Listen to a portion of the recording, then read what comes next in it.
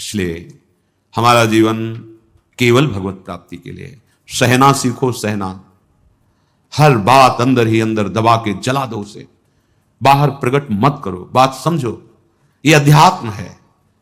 रहीमन मन की व्यथा रखिए मन में गोए, सुन इठ लई हैं लोग सब बांट न लई है कोई। आप जब किसी बात को कहते हैं तो उसकी सत्ता दृढ़ होती है, कहो ही मत। चाहे जैसी आपकी स्थिति हो, आपके हृदय आराध्य जान रहे हैं, आपको जो जलन हो रही वो आपका हृदय पाप नाश करके पवित्र हो रहा है। ये व्यर्थ नहीं जा रहा कि मैं व्यर्थ में जल रहा हूं। नाम जप कर रहे हो, आपका हृदय किसी भी विषय को लेकर जल रहा है, वो पवित्र हो रहा है। बस बोलो मत, चेष्टा मत करो, शांत हो जाएगा, निर्मल हो जाओगे। यही उपाय है। शांत करने चलोगे तो ऐसे दलदल में फंस जाओगे कि फिर वो अशांति तुम्हें पता नहीं किस जन्म में अवसर मिले उससे निकलने का। प्रार्थना मान लीजिए, इस मन की जलन को जो सह गया उसी की भक्ति बड़ी है, और बढ़ी हुई भक्ति अजित को जीत लेती है। सहत सहत बाढ़े भगति गृह तन गुरुहित गार। अपना सर्वस्व गुरुदेव भगवान के चरणों में अर्पित करके उनकी आज्ञा के अनुसार चल रहे, बस प्रभु दूर नहीं है। समर्पण का भाव, अहम समर्पण में सर्वस्व समर्पण हो जाता है। जिसका भगवत कृपा से यह निश्चय हो गया है बुद्धि में कि अब इस जन्म में मुझे भगवत प्राप्ति करनी है, जिसका मन निरंतर प्रभु के भजन के लिए, मनन के लिए व्याकुल रहता है, वो हृदय में ही भगवत साक्षात्कार कर लेता है। ध्यान दीजिए, कहीं ढूंढने की, भागने की जरूरत नहीं। जिसकी बुद्धि में यह निश्चय हो गया है कि इसी जन्म में भगवत साक्षात्कार करना है, फिर कुछ नहीं सुहाता। जब ये लगन लगती है ना, बहुत दम है इस लगन में, बहुत बड़ी सामर्थ्य है। भूख प्यास, गर्मी सर्दी, मान अपमान, अव्यवस्था, कोई भी उसके हृदय में अपना प्रभाव नहीं डाल पाती। बस एक ही लगन, जो शास्त्र में लिखा उसको देखना चाहता हूं, उसका अनुभव करना चाहता हूं। किसी से बात करना, मिलना कुछ अच्छा नहीं, बस एक आवेश चढ़ा रहता है। नहीं, बस मुझे ये केवल लिखा पढ़ी की बात नहीं, मुझे अनुभव करना है। वो है क्या? मुझे अनुभव करना है। वो एक लगन लगती है। लगन लगन सब कोई कहे, लगन कहावै सो जा लगन में तन मन डारे कोई। न तन की शुद्धि है, न मन भोगों का संकल्प करता है, बस एक लक्ष्य बना, कैसे भगवत साक्षात्कार हो। नहीं खान पान ते भावे है, नहीं कोमल वसन सुहावे है, सब विषय लगे ते खारा है, हरि आशिक का मगन्यार। वर्षों सर्दी में कंबल प्राप्त होने पर भी नहीं ओढ़े, गंगा किनारे यहां तो गया। नहीं, मुझे नींद पर विजय प्राप्त करनी, मुझे निरंतर भजन करना है, मुझे भगवत प्राप्ति करनी। कुछ नहीं, जिसके लिए निकले हैं उसके लिए। कई कई दिन भोजन ना मिलने पर भी एक उत्साह, एक बल। ऐसा कभी नहीं कि निराश हो गए, हताश हो गए, ऐसे बैठे हैं मरे हुए से, ऐसा नहीं। एक नवीन उत्साह रहता। लक्ष्य में बहुत बड़ी सामर्थ्य है। फिर ध्यान से सुन लो, उस परमात्मा का स्वरूप अतुलनीय है, अनुपम है। वो चर्म चक्षुओं से नहीं देखा जा सकता। तो कैसे अनुभव आएगा? जिसकी बुद्धि ने निश्चय कर लिया है मुझे भगवत प्राप्ति करनी है इसी जन्म में, और जिसका मन निरंतर व्याकुल है भगवत दर्शन के लिए, भगवत चिंतन के लिए, वो हृदय में ही भगवत साक्षात्कार कर लेता है। ये बड़े महापुरुषों के वचन हैं, बहुत से महापुरुषों के अनुभव हैं। वो अपने अविनाशी अमर स्वरूप में स्थित हो जाता है, जहां मृत्यु का स्पर्श भी नहीं है। भक्तजन उसी भगवान का साक्षात्कार करते हैं। जैसे शहद की मक्खी आधे मास तक शहद का संग्रह करती है, फिर वो उसका पान करती है, उसी प्रकार इस जगत में भ्रमणशील ये संसारी जीव पूर्व जन्म के किए हुए संचित कर्मों से कुछ प्रारब्ध भोग लेकर इस शरीर धारण करता है, भोगता है, फिर नए कर्म करता है। बस ऐसे ही 15 दिन वो शहद एकत्रित करती, 15 दिन में वो पान करती। जन्म जन्मांतर यही क्रम चल रहा है।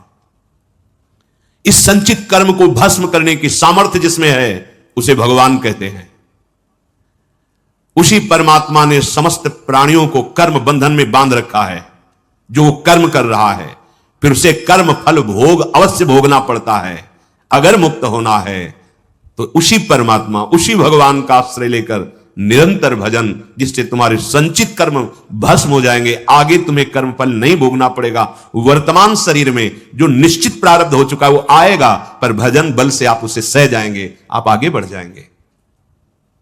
भक्तजन उसी सनातन ब्रह्म को प्राप्त करते हैं। जो पूर्ण परमेश्वर अपनी पूर्णता से ही पूर्ण विश्व का विस्तार करता है, उसी पूर्ण की सत्ता से यह स्फुरित होता है, उसी पूर्ण की सत्ता में प्राणी चेष्टा युक्त है, और उसी पूर्ण में सब लय हो जाता है, उसे भगवान कहते हैं।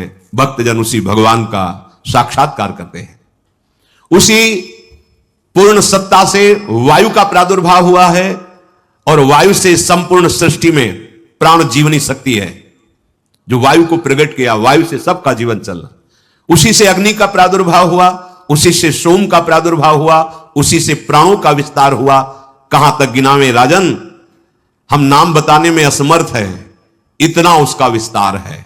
तुम इतना समझ लो कि सब का सब वही प्रकट करने वाला, वही प्रकट होने वाला, और वही लय करने वाला, और वही लय होने वाला है। उसी सनातन भगवान को योगी जन भक्तजन प्राप्त करते हैं। हृदय देश में वो बड़ा सूक्ष्म रूप लेकर रह रहा है। अंगुष्ठ मात्र पुरुषोंतरात्मा लिंगस्य योगेन शयाति नित्यम। कोई भी यंत्र अभी तक नहीं बना जो जीव का अल्ट्रासाउंड कर सके या एक्सरा कर सके, ऐसा नहीं बना अभी तक। ये जीव देखो, ऐसा नहीं। हमें लगता है अभी तक मन का भी अनुभव करने के लिए केवल अध्यात्म में ही सामर्थ्य है, और किसी यंत्र में तो सामर्थ्य भी आई नहीं कि ये मन है, ये बुद्धि है, ये हां अंतर्मुख हो गए तो अनुभव होने लगेगा कि ये बुद्धि का निर्णय, ये मन का, वो विवेक के द्वारा। कोई पार्थिव यंत्र की सामर्थ्य इसमें, फिर वो भगवत स्वरूप जो आत्मस्वरूप है उसका तो बिना ज्ञान के अनुभव ही कैसे सकता है। हृदय देश में ही विराजमान है, वो अत्यंत सूक्ष्म है, अंतर्यामी रूप से है। बस उस अंतर्यामी ने इस शरीर को अपना मान लिया, इसलिए जन्म मरण को प्राप्त होता जैसा लग रहा है, हो नहीं रहा। ये जो जन्म मरण का अनुभव हो रहा है, ये शरीर को अपना मानने से हुआ है। सारी की सारी बातें शरीर की वही लेकर विचरण करते हैं। देख लो आप, आपकी आंतरिक वृत्तियों को देखो, कहां विचरण करते हो, शरीर को लेकर ही। शरीर का अनुकूल हुआ तो रागात्मक चिंतन, शरीर के प्रतिकूल हुआ तो द्वेषात्मक चिंतन। बस ये स्थूल शरीर, सूक्ष्म शरीर, कारण शरीर, इन्हीं शरीरों को लेकर आप विचरण करते हैं। इसीलिए बार बार तुम जन्म और मृत्यु को प्राप्त होते हो। यद्यपि आप अविनाशी हैं, आपका कभी मरण हो ही नहीं सकता, पर आप भूल गए और शरीर, मरण धर्मा शरीर को अपना मानने के कारण बार बार जन्म मरण को प्राप्त हो रहे हैं। जो सबका शासक है, एक वही स्तुति के योग्य है, जो सर्व सामर्थ्यशाली है, जो सबका आदि कारण है, जो सर्वत्र विराजमान है, उसे देहाभिमानी जीव नहीं देख सकता, उसी का भक्तजन साक्षात्कार करते हैं। हे राजन, कोई साधन संपन्न हो या साधनहीन, वो सब में विराजमान प्रभु को नहीं देख सकता, क्योंकि जब तक वो अपने को अनुभव नहीं करेगा तब तक बाहर अनुभव कर ही नहीं सकता। लक्ष्य है जो शब्द का आंतरिक भाव है, जब तक आप अपने का अनुभव नहीं करेंगे तब तक आप अनुभव कर ही नहीं सकते। अपने को अनुभव तो अपना तो अनुभव भूले हुए, अपने को शरीर माने हुए, तो करते रहो साधन, जन्म जन्म यत्न करते रहो, क्योंकि साधन तो है शरीर राग हटाने का। शरीर राग हटा तो अपने स्वरूप का अनुभव होता है। इसलिए बड़ा कठिन है जीवन मुक्त होना, बहुत सरल है भक्ति के द्वारा वो जीवन मुक्ति। स्वीकार करो, धाम आश्रय, नाम आश्रय, वाक्यों का मनन करो। ये वाक्यों का मनन अंतःकरण का मार्जन है। आप समझो इस बात को, जैसे कोई पात्र गंदा हो गया तो हम कुछ ऐसे पदार्थ लेकर फिर उसका मार्जन करते, चमक उठता है। ऐसे वाक्यार्थ विचार्यताम, जो संत महापुरुषों के महावाक्य हैं, वचन हैं, उनको विचारो, उनका चिंतन करो, तो चिंतन से इनका मार्जन होता है। मन का, बुद्धि का, चित्त का, आम का, ये पवित्र होते हैं। सुना निकल गया, कोई मतलब नहीं। और जब मार्जन होता है तब आचरणों में उतरने लगता है। नहीं, जब ऐसा है तो हम ऐसा क्यों करेंगे, नहीं करेंगे, हम ऐसा ही चलेंगे। पर हम सत्संग के वाक्यों को मनन नहीं करते तो मार्जन नहीं हुआ, वो गंदे के गंदे पड़े हैं। जानकारी केवल ले ली, ऐसा ऐसा दूसरों को सुना दिया, मार्जन नहीं हुआ। कोई साधन संपन्न या साधनहीन, वो नहीं देख पाता। बहुत सुन, जब तक वो अपने को नहीं जानता। अपने को जान गए तो सबको जान गए, क्योंकि वो यहां बैठा हुआ है, फिर वो जित देखो तित श्याममयी, जड़ चैतन्य कछु नहीं दिखत, जित दिखत तित श्याम खड़े। नेत्र खुल गए तो जो अंदर वही बाहर। बद्ध और मुक्त दोनों के हृदय में समान भाव से भगवान विराजमान है। चाहे वो पापी हो, चाहे पुण्यात्मा हो, चाहे दुरात्मा हो, चाहे महात्मा हो, चाहे जीवन मुक्त हो या जीवन बद्ध हो, वो तत्व तो सबके हृदय में समान विराजमान है। वो आनंद का मूल स्रोत है। समझो, हम आनंद का मूल स्रोत विषय भोग मान रहे हैं। वो आनंद का मूल स्रोत है, उसी परमात्मा को योगी जन प्राप्त करते हैं। जो ज्ञान मार्ग का पथिक है, वो ब्रह्म विद्या के द्वारा लोक परलोक सब भोगों का त्याग करके एकाकार वृत्ति, ब्रह्माकार वृत्ति, तो ब्रह्मविद ब्रह्मवि भवति, जीवन मुक्त हो जाता है। जो याज्ञिक जन है वो अग्निहोत्र आदि के द्वारा, विविध यज्ञों के द्वारा उसी का यजन करके उसको प्राप्त होते हैं। जो भक्त जन है वो भक्ति के द्वारा उसी भगवान का साक्षात्कार करते हैं। ऐसे महात्मा पुरुष जो अपने आप को प्रभु में समर्पित कर चुके हैं, जो अपनी हर वृत्ति को प्रभु में लीन किए हुए हैं, अब उनका ना शास्त्र से कोई प्रयोजन रह जाता है, ना लोक से कोई प्रयोजन रह जाता है।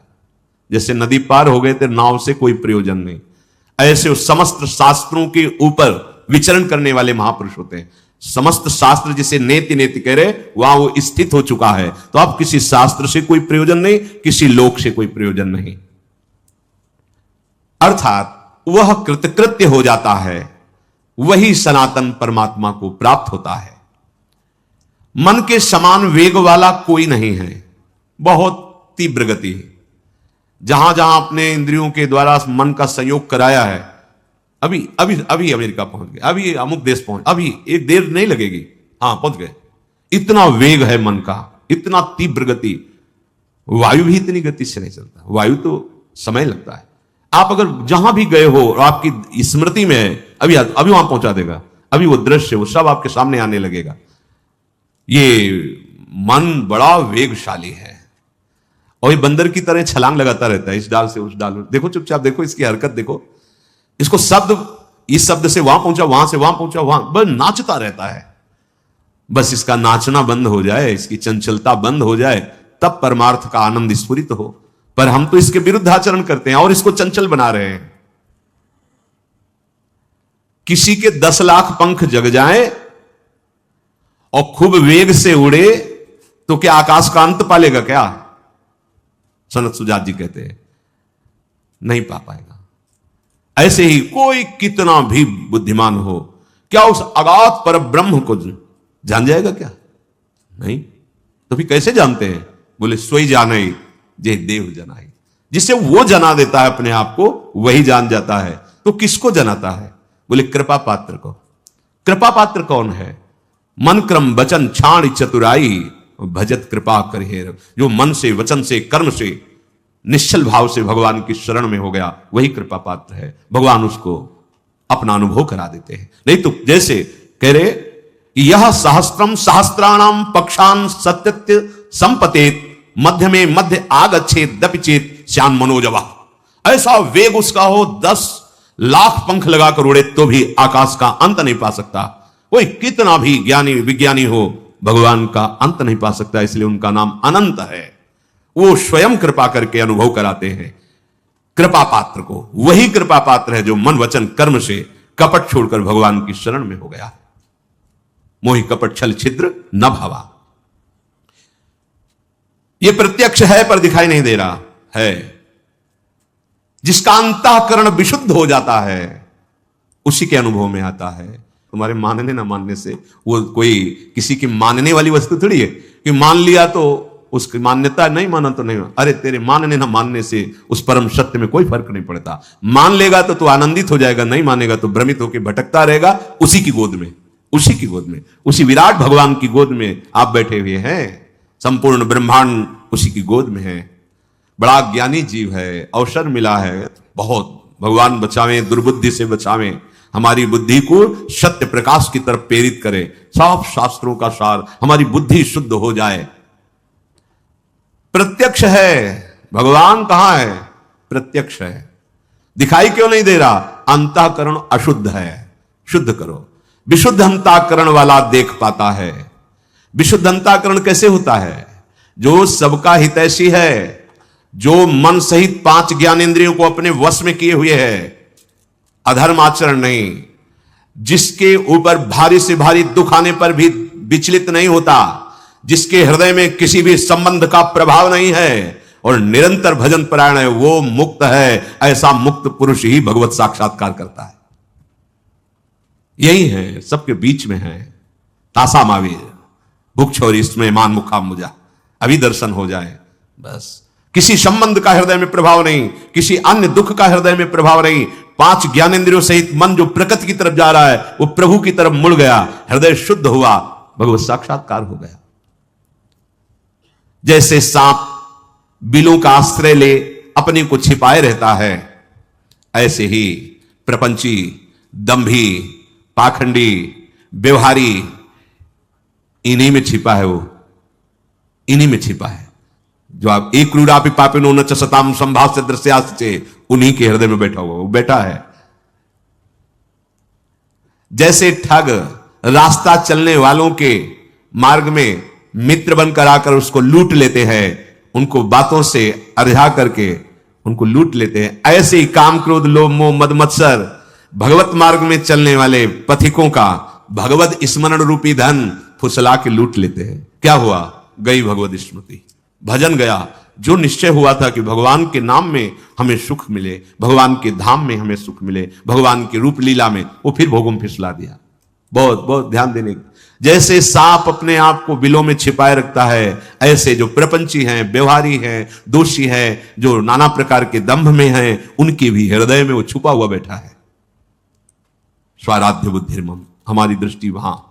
जैसे मार्ग में चलने वालों को ठग बातों में फुसलाकर उन्हें लूट लेते हैं, ऐसे सुख का प्रलोभन दे करके ये षड विकार साधक को लूट लेते हैं, उनकी स्मृति को क्षीण कर देते हैं। सुन रहे हैं तो इसका मनन भी करो। ठगों के हाथ लगे हुए, हाथ मिलाए, उनको तुम मित्र समझ रहे हो, और जो गुरु उपदेश है, वाणी उपदेश है, उसको तुम समझ ही नहीं रहे। उनको तुम जरूर रुद्ध दृष्टि से देखते हो कि हमारे अनुकूल क्यों नहीं चलते, क्योंकि तुम्हारी बुद्धि ठगों ने अपने अधीन कर लिया है। काम क्रोध लोभ मोह मद मत्सर। ये मूर्ख मनुष्य इन ठगों पर विश्वास कर लेता है और अंत में ऐसे मोह के गर्त में गिरता है जहां से निकलना मुश्किल है। बहुत बहुत पूरा जीवन व्यतीत हो जाता है वही हाय हाय, धन पुत्र परिवार ममता, जा रहा है सबको छोड़ के जा, पर उनकी सबकी स्मृति लेकर के फिर अगला जन्म का विस्तार। सावधान। जो प्रभु के मार्ग में चलने वाले हैं उनको भी ये ठग बहुत, कोई चतुर हो तो निकल जाए, नहीं तो गिरा ही देते हैं, लूट ही लेते हैं। चतुर कौन? जिसकी दृष्टि भजन में है। भजन छूट रहा है इसके संग से तो कोई भी हो, नहीं, मुझे नहीं स्वीकार। न वो वस्तु, न वो व्यक्ति, न वो स्थान, न पद, न सुख जिसमें हमारे प्रभु का विस्मरण हो रहा, नहीं, अब ऐसा नहीं होगा। सावधान। एकाकार वृत्ति, निकल गए। कोई भी ठग तुम्हें फंसा नहीं सकता, क्योंकि नाम रूपी रक्षक आपके साथ है। नाम पहारू दिवस पर बड़ी समस्या है, बड़ी समस्या है। नाम पर महत्व ही नहीं हो पा रहा, भजन पर महत्व नहीं हो पा रहा, भोगों पर महत्व है। स्पष्ट कह रहे, परमात्मा के मार्ग में चलने वालों को भी ये ठग प्रभावित करके लूट लेते हैं। योगी जन उन्हीं भगवान का आश्रय लेकर के उनका साक्षात्कार करते हैं। राजन, मैं सदैव प्रसन्न रहता हूं। आज तक मैं किसी के असत्कार का पात्र नहीं बना, क्योंकि मेरी स्थिति सदैव आत्मस्वरूप में, ब्रह्म में, भगवान में रहती है। मेरी कभी मृत्यु नहीं होती, ना मेरा कभी जन्म होता है। जब मेरी जन्म और मृत्यु ही नहीं तो मोक्ष किसका? शुद्ध शुद्ध आत्मज्ञान।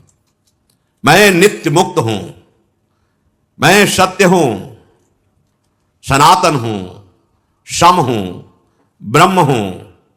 मेरे से ही सब कुछ प्रकट हुआ है, मैं ही सब रूपम। आ गए ब्रह्मविद ब्रह्म भवति। प्रारंभ में किया था कि उस भगवान से अब अपनी स्थिति का बोध करा रहे। मैं उसी में स्थित होकर के इसलिए राजन, समस्त भूतों में परमात्मा को देखो और ऐसी ही दृष्टि प्राप्त करो कि हर समय अखंड प्रसन्नता रहे, कोई भय नहीं। क्योंकि जो विषय भोगों में आसक्त है उसे शोक ही शोक प्राप्त होता है, शोक ही शोक। जो हर्ष दिखाई देता है वो भी शोक ही होता है।